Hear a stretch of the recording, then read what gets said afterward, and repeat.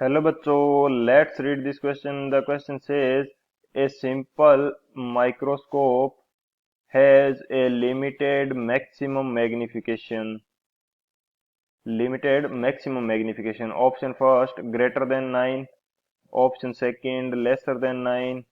Option third equal to 9. And option D both B and C.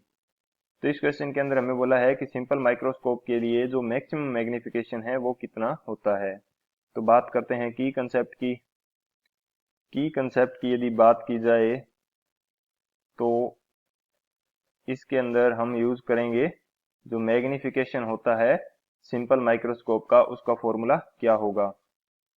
Magnification for simple microscope के लिए magnification का जो formula है, ये हमारे पास एक तो फॉर्मूला होता है जब हमारी क्या है इमेज फॉर्म हो रही हो इन्फिनिटी पे।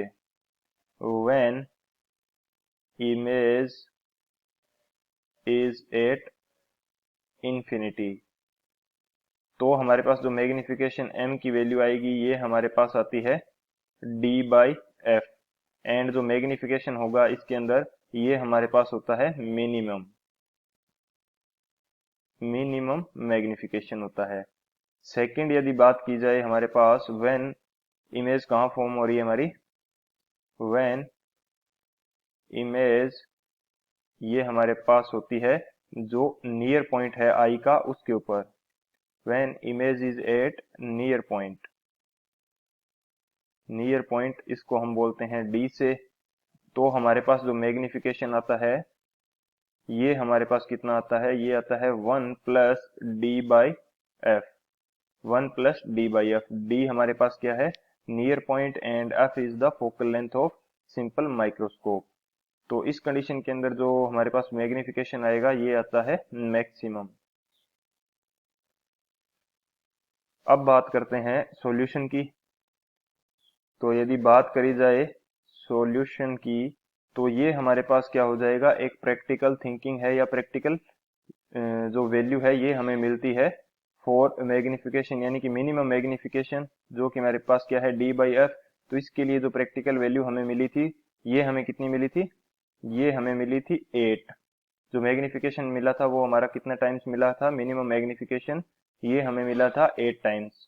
एंड जो हमारे पास मैक्सिमम मैग्निफिकेशन है इसकी वैल्यू कितनी हो जाती है सिंपल माइक्रोस्कोप के लिए, इसको यदि मैं शो करूं एम मैक्स से तो ये हमारे पास होती है 1+d/f।